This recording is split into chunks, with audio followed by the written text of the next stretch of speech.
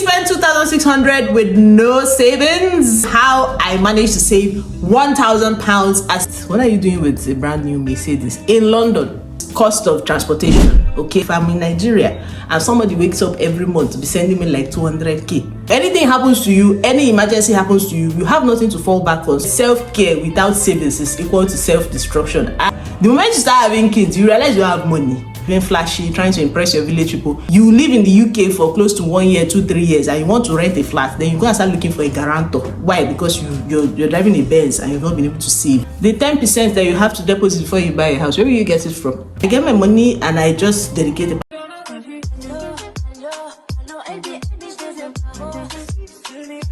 Hi guys, welcome back to my channel. You guys, I'm back with another interesting video for you guys. If this is the first time you see this face, don't make it your last. Make sure you like, share and subscribe to this channel for everything UK based content. Okay, so I'm a YouTuber who lives in the United Kingdom, London to be precise, which brings me to the next point, the title of this video. In today's video, you guys, I'm gonna be reacting to a particular video which was put out by Chidera Peters. And this lady, she lives in London. She earns 2,600 pounds and she's unable to save anything. So in this video, I'm going to tell you how I managed to save 1,000 pounds as somebody, a Nigerian specifically, who lives in the United Kingdom, in London precisely, because I live here in London, okay? And when I saw that, I was like, wow, what do you mean? What do you mean you spend 2,600 with no savings?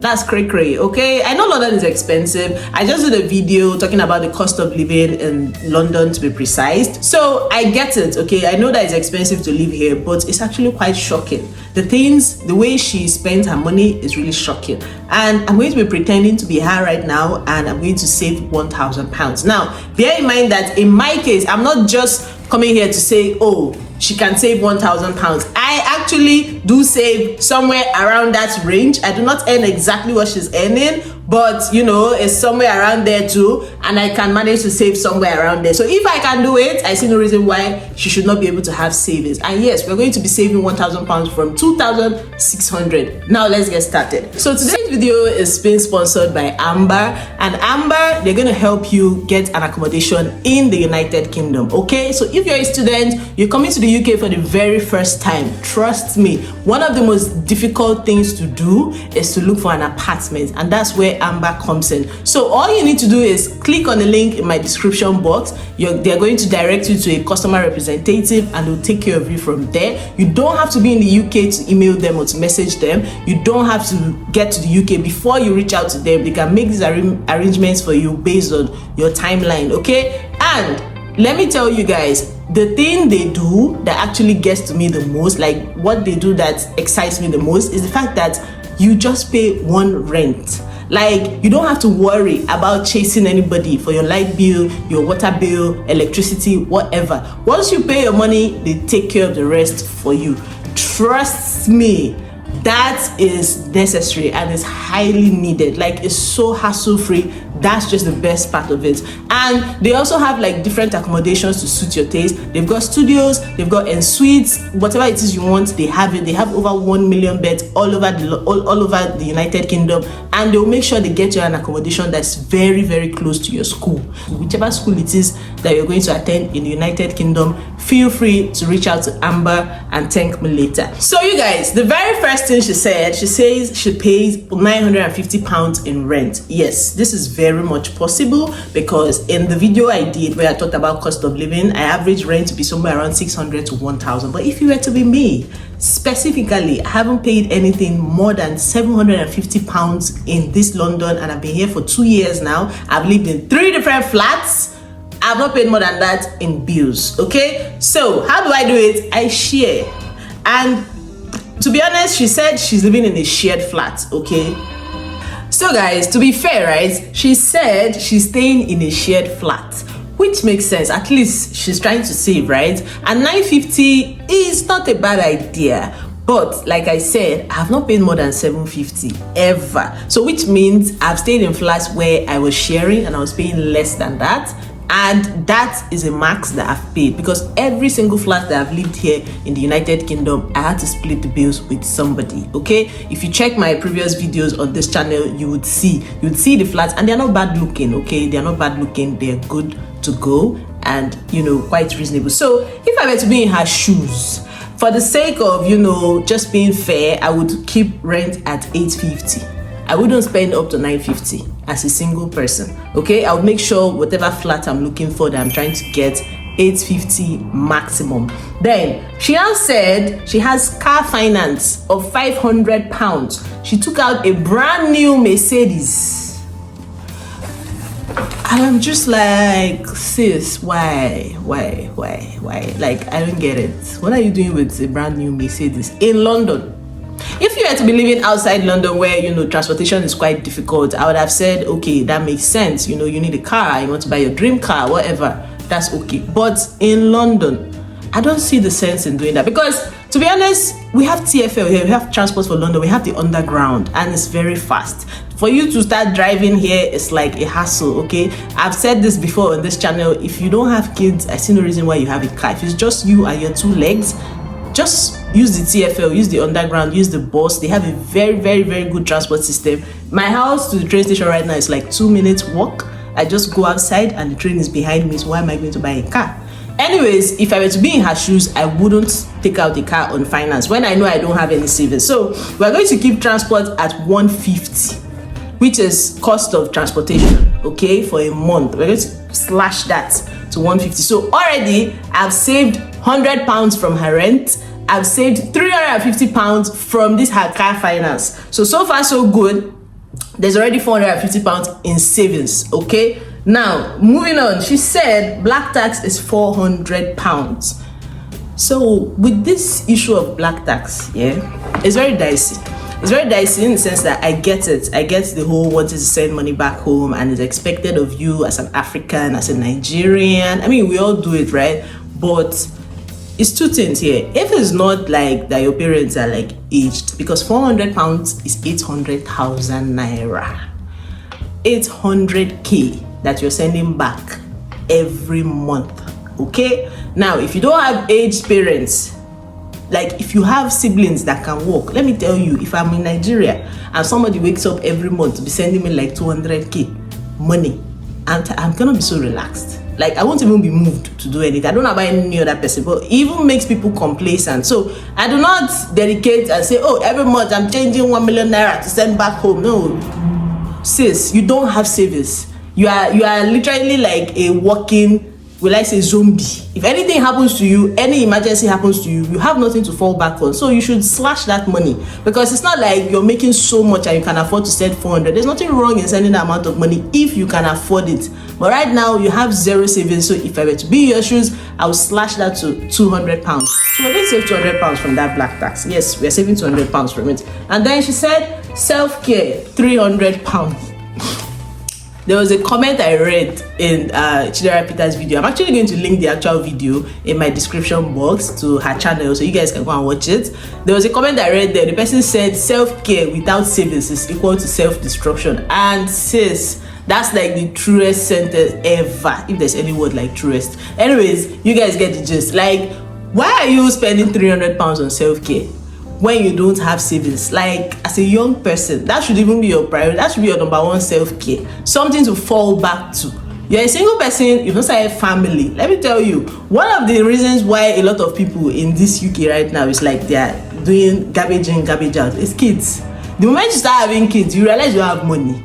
Like, I was with a friend one time and the son called him and was like, Dad, I want to buy a bouncing castle, out of the blue zone, because it's summertime. The child wants to jump outside in the castle. And we went to Amazon, you guys, £300, just like that. And you have to buy it. So imagine when you now have kids, if you cannot save as a single person, is it when you have kids you start saving? So £300 for self-care is diabolical. And then she was saying, oh, she spends it on braid, nails, gym, skincare. I get it. You drive a Benz, you want to look tush, you want to look posh. But sis, you're earning 2,600. You don't operate like that on that type of salary in London. Heck no. Anyways, so I'm going to slash this self-care to £200. actually maybe make it £100. Yes, we're going to save £200 from this self-care. We're adding £200 to our savings right now from this self-care. So far so good. We've saved £350 from car finance, we've saved £100 from her rent, we've saved £200 from black tax, we've saved £200 from self-care. If you want to get your nails done, that's fine. You want to register for the gym, is £30. Skincare, put it at £50 every month. Braids, how many times do you braid? Like, do you go spending £100 every month changing your braids? Invest in wigs. Okay, there are different ways to save in this country. You can cut down your costs on so many things. Like, you don't have to spend that much making your nails. There are like very cheaper ways to take care of these things and without breaking the bank. So I'm going to leave that at £100. Yes, you can do that. You can do your self-care on £100 a month. Then she said groceries, she spends £300. Okay, for a single person with no savings. Don't forget these prices that she attached to her spendings, they are reasonable if you can afford it. But for somebody who cannot afford it, these are the things you should do. Okay, £200 is okay for a single person. Groceries in this country, £200 is okay. Cook at home more. You don't have to go and buy pizza every day, £10. Cook at home more. You're going to save. £200 should be okay. At maximum £250, but we're going to leave it at £200. Okay, so groceries, we've saved £100 again. Then she said her phone bill is £80. She's paying Netflix, Spotify, and her mobile phone bill. Well, this one, it depends. If she has a phone on finance, then let's say maybe £50 a month for the phone and the cost of the data, and then Netflix and co. Honestly, £80 is too much. If she doesn't have a phone on finance, because if I were to be in her shoes and I know I have a phone on finance, I will not go spending money on all these other things. Okay, I'll just pay off my finance. But if she's just using her regular phone, like monthly data and all these other things that she's spending on, £50 should take care of your phone bill. Okay, then you're going to save £30 from that. And she now said miscellaneous is £70. No, miscellaneous £50 because you already have £100 self-care. So we're going to leave your miscellaneous and your self-care at £150. And we're going to also save £20 from that miscellaneous. So in total, we've saved £350 from her car. We've saved £100 from her rent. We saved £200 from black tax, £200 from self-care, £100 from groceries, £30 from her phone bill, and £20 from miscellaneous. In total, you have £1,000 left. For someone who is earning £2,600, you should be able to save at least £1,000 a month for a single person. Honestly, this is just will I say like a rough sketch, but it's doable. I don't have an issue with you driving Benz, living flashy, trying to impress your village people. I don't mind, honestly. That's cool, that's okay. But when something comes up like an emergency, what's going to happen if you decide to move out of your current flat today? And UK landlords, they will tell you, want to see your bank statement. What do you have to show for it? You show them zero in your bank account, but you receive 2,600. The landlord will not even trust you for you. The landlord will be like, you won't be able to pay my rent. So you need to have bank statement. Or you live in the UK for close to 1 year, 2-3 years, and you want to rent a flat, then you go and start looking for a guarantor. Why? Because you're driving a Benz and you've not been able to save. So there are things that you need your savings for. Even your future goals. Do you want to rent forever because you're living in London? That's your excuse. You live in London. You don't want to rent forever. If you want to pay like house deposit, how are you going to get the money? The 10% that you have to deposit before you buy a house, where will you get it from? So you need to save. You need to save. Savings is very important. As a single person, there's this particular rule that I used to go by. If I get like my monthly income and I cannot sustain myself on 50% of whatever it is, then I need to work on it. Do you understand? But if I'm the one earning 2,006, because I'm in London, I would be able to save 1,000 from it and be happy because this is London. So 50-50 might not apply to this situation because I'm currently living in London, but it's somewhere around there. Like the percentage is somewhere around there. So that's what I work with. I get my money and I just dedicate a particular percentage to whatever it is that I'm doing. And I know that this particular percent, be it 30%, whatever, must go to savings. Every other thing that I'm doing, I need to find a way to cut this, cut that, cut this, and survive on the rest of it. So that's the trick, okay? So you guys, I've come to the end of this video, and I'll see you guys some other time. Let me know what you think in the comment section. If you live outside London, let me know what you think. How much do you think you'll be able to save on a £2,600 salary? If you live in London, let me know what you think. How much will you be able to save? And even if you don't even live in the United Kingdom, let me know what you think in the comment section. I'll be reading the comments, and I'll see you guys some other time. Don't forget to like, don't forget to share, don't forget to subscribe. Ciao.